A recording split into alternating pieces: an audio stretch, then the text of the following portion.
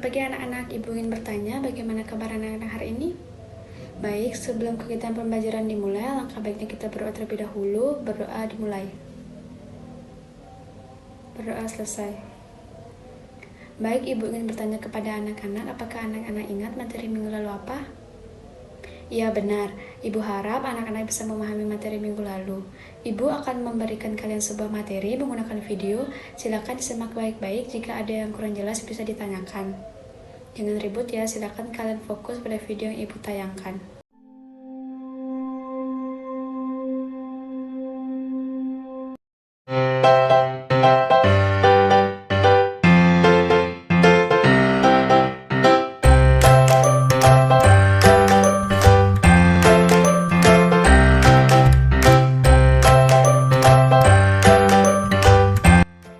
Halo adik-adik semua, ketemu lagi dengan Kak Febri masih di channel pembelajaran Sigma Smart Study. Seperti biasa kita akan belajar biologi, kali ini materinya adalah animalia untuk kelas 10. Tapi sebelum kita belajar, yang belum subscribe, yuk di-subscribe dulu channelnya, klik loncengnya, like semua video-videonya, dan share sebanyak-banyaknya kepada teman-teman kalian supaya kita bisa belajar bersama di channel ini. Oke adik-adik, di video kali ini kita akan membahas mengenai Kingdom Animalia ya. Kingdom Animalia ini berarti kingdom yang isinya adalah hewan ya. Jadi hewan atau animalia itu terbagi lagi.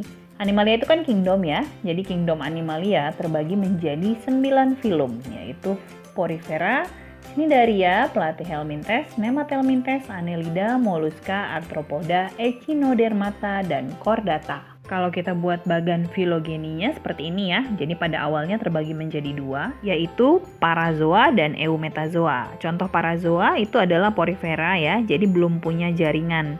Dia multiseluler tapi sel-selnya belum membentuk jaringan, namanya Parazoa. Selain Porifera, ada yang lainnya, sisanya nih selain Porifera, itu ada namanya Eumetazoa. Eumetazoa itu berarti sudah membentuk jaringan, multiseluler dan sudah membentuk jaringan ya. Kemudian jika kita lihat berdasarkan keberadaan notochord atau sumbu tubuh, hanya filum Chordata yang memiliki notochord. Nanti Chordata ini terbagi lagi menjadi 3. Salah satu subfilumnya namanya Vertebrata ya. Pembahasan detail per filum akan kita bahas di video selanjutnya ya. Karena kita lihat dulu ciri-ciri umum animalia. Yang pertama harus dimiliki ciri animalia itu adalah multiseluler dan eukariotik. Jadi dia bersel banyak. Eukariotik sudah punya membran inti ya, heterotrof tidak bisa bikin makanan sendiri, dan sebagian besar animalia itu bisa bergerak aktif, serta selnya tidak ditutupi oleh dinding sel ya. Itu semua 5 itu harus dia punya cirinya animalia. Kemudian dilihat dari ada atau tidaknya vertebrae. Vertebrae itu tulang belakang ya, animalia terbagi menjadi invertebrata dan vertebrata. Nah, sekarang kita bahas dulu mengenai yang invertebrata ya. Invertebrata itu berarti hewan yang tidak memiliki tulang belakang.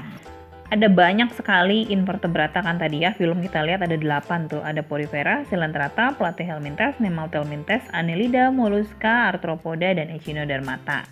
Nah, yang kita lihat sekarang, yang kita bandingkan di antara kesemua film itu adalah simetri tubuhnya, lapisan tubuhnya, serta cara reproduksinya. Ya, kita lihat satu persatu, kita bedakan mulai dari simetri tubuh dulu kita lihat.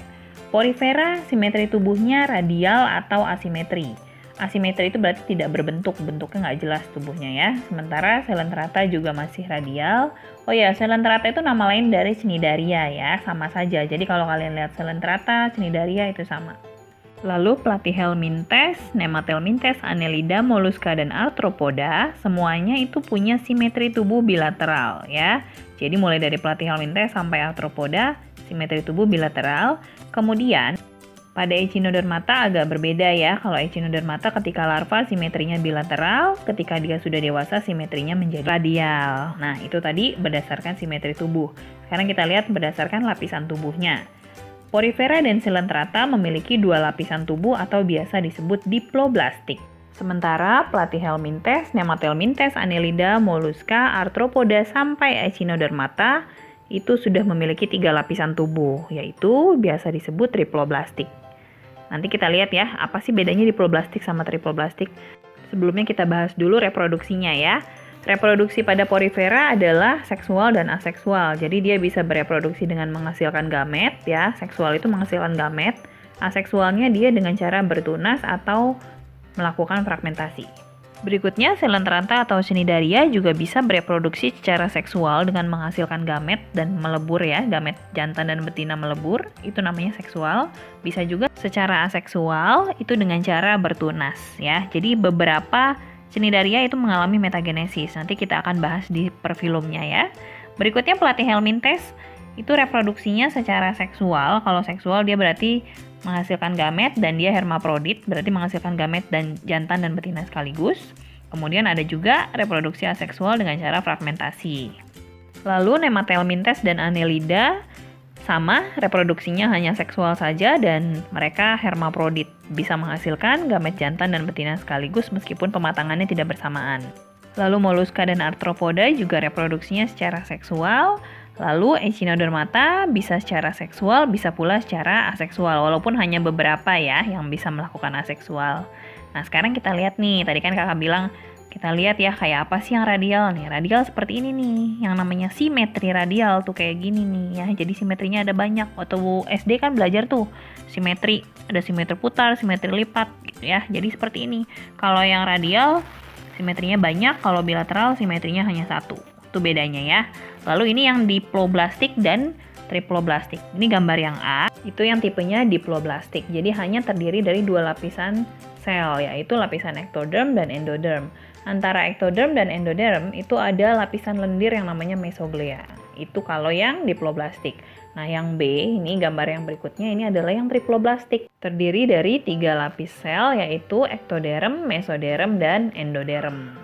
Kemudian ini macam-macam reproduksi secara aseksual. Yang pertama ini yang porifera nih. Jadi porifera itu reproduksi aseksualnya dengan cara bertunas, budding ya, atau dia juga punya tunas dalam namanya gemule. Biasanya tunasnya itu biasanya muncul ada bagian kecil ya, di bagian sudut, bagian tepi, bagian ujung. Nah, kemudian si tunasnya itu akan lepas dari tanaman induknya dan tumbuh menjadi individu baru ya, seperti itu. Kemudian ini contoh fragmentasi pada Echinodermata ya, contohnya adalah bintang laut. Jadi jika salah satu lengannya putus, itu bisa tumbuh menjadi individu baru. Begitu pula dengan pada planaria nih, cacing pipih. Potongan-potongan tubuh planaria akan tumbuh menjadi individu-individu yang baru. Nah, itu namanya adalah fragmentasi. Oke, itu tadi invertebrata. Sekarang kita masuk ke ciri-ciri umum vertebrata. Dari namanya vertebrata berarti punya vertebrae ya, memiliki tulang belakang, dan otaknya dilindungi oleh tulang tengkorak atau tulang kranial, maka biasa juga disebut kraniata. Lalu biasanya sebagian besar tersusun atas badannya ya, tersusun atas kepala, leher, badan, dan ekor, meskipun tidak semuanya punya ekor dan leher. Simetrinya semua tubuhnya sudah bilateral, organ-organ tubuh sudah terspesialisasi dengan baik, makanya disebut hewan tingkat tinggi, terbagi menjadi 5 kelas, yaitu Pisces, amfibi, reptil, aves, dan mamalia. Param, kakak hafalinnya param ya, Pisces, amfibi, reptil, aves, mamalia. Kemudian kita sekarang akan lihat perbedaan antara kelima kelas tersebut dari bagian tubuhnya, permukaan tubuhnya, alat pernapasannya, suhu tubuh, ruang jantung, sistem peredaran darah, fertilisasi, dan reproduksinya. Pertama kita lihat dulu bagian tubuhnya ya. Kelas Pisces tersusun atas kepala, badan, dan ekor. Lalu amfibi tersusun atas kepala, badan, ekor juga. Nggak punya leher berarti ya Pisces sama amfibi. Lalu reptil tersusun atas kepala, leher, badan, dan ekor. Begitu pula dengan aves dan mamalia, tersusun atas kepala, leher, badan, ekor. Nah, bedanya kalau yang punya leher itu biasanya bisa tengok kanan kiri. Kalau yang nggak punya leher berarti nggak bisa tengok-tengok ya. Lalu yang kedua permukaan tubuhnya. Permukaan tubuh Pisces itu dia bersisik dan sisiknya itu lendir, tersusun atas kalsium sisiknya ya, dan berlendir atau basah karena biasanya tinggal di air kan. Lalu amfibi, kulitnya dia licin, lunak, banyak kelenjar-kelenjar, dan dia selalu basah. Kulitnya selalu basah dan banyak pembuluh kapiler untuk menyerap oksigen. Jadi ketika dia di air bisa bernapas dengan permukaan kulit ya, bisa menyerap oksigen dengan permukaan kulit. Lalu reptil, permukaan tubuh tersusun atas sisik yang kering yang tersusun atas keratin. Kalau aves tertutup dengan bulu, mamalia tertutup dengan rambut. Nah, jadi kalian bedakan tuh, bedanya apa bulu sama rambut? Kalau bulu adanya di burung ya. Kalau mamalia itu berambut. Kemudian alat pernapasan pada Pisces pakai insang nafasnya, amfibi itu pakai paru-paru sama kulit ya. Reptil, aves, dan mamalia bernapas dengan paru-paru. Kemudian suhu tubuhnya, Pisces, amfibi, dan reptil itu poikiloterm, artinya suhu tubuhnya berubah-ubah sangat dipengaruhi oleh lingkungan. Kalau lingkungannya dingin, tubuhnya ikut dingin. Begitu pula sebaliknya, karena tidak punya hipotalamus yang mengatur suhu. Kalau aves dan mamalia, karena punya hipotalamus, jadi dia homoioterm, suhunya tetap. Segitu-gitu aja. Biasanya poikiloterm disebut berdarah dingin, dan homoioterm itu biasa disebut berdarah panas, ya. Yuk kita lanjut ke ruang jantung. Jantung Pisces hanya terdiri dari 2 ruangan, 1 atrium atau serambi dan 1 ventrikel atau bilik. Karena hanya 2 ruangan, jadi darah hanya 1 kali melewati jantung, maka peredaran darahnya tunggal. Lalu amfibi punya 3 ruang, 2 atrium dan 1 ventrikel. Karena ada 2 atrium, ya 2 serambi, jadi darah 2 kali melewati jantung. Maka peredaran darahnya ganda, tetapi darah bersih dan kotor bercampur dalam 1 ventrikel. Lalu reptil 4 ruang, 2 atrium, 2 ventrikel, walaupun antara ventrikel kiri dan kanan itu sekatnya tidak sempurna, jadi masih nyampur ya. Jadi peredaran darahnya sudah ganda. Begitu pula dengan aves dan mamalia yang punya 4 ruang jantung, 2 atrium, 2 ventrikel, peredaran darahnya juga ganda ya. Darah 2 kali melewati jantung. Kemudian fertilisasinya, Pisces dan amfibi fertilisasinya eksternal, artinya sel telur dan sel sperma itu bertemu di luar tubuh induk betina. Jadi telurnya dikeluarkan dari tubuh induk betina, bertemu dengan sel sperma di luar tubuh induk betina, itu eksternal. Sementara untuk reptil, aves, dan mamalia, fertilisasinya sudah internal karena sel sperma dimasukkan ke dalam tubuh induk betinanya. Dan peleburan gamet terjadi di dalam tubuh induk betina.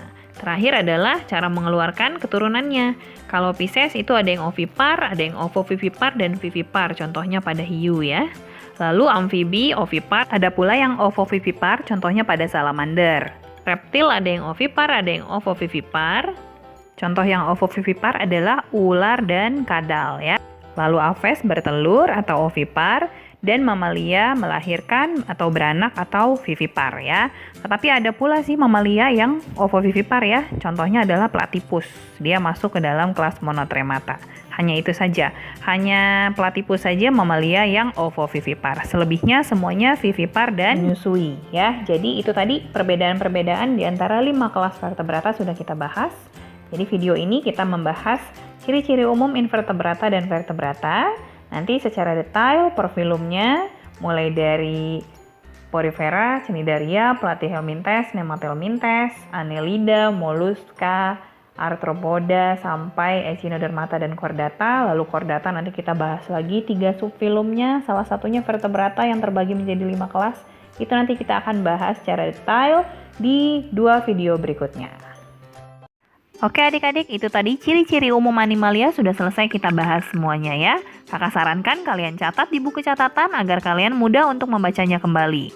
Selanjutnya, pembahasan di setiap film akan kita lanjutkan di video-video berikutnya. Sampai ketemu di video animalia selanjutnya. Tetap belajar bersama Sigma Smart Study, karena belajar bisa dari mana aja.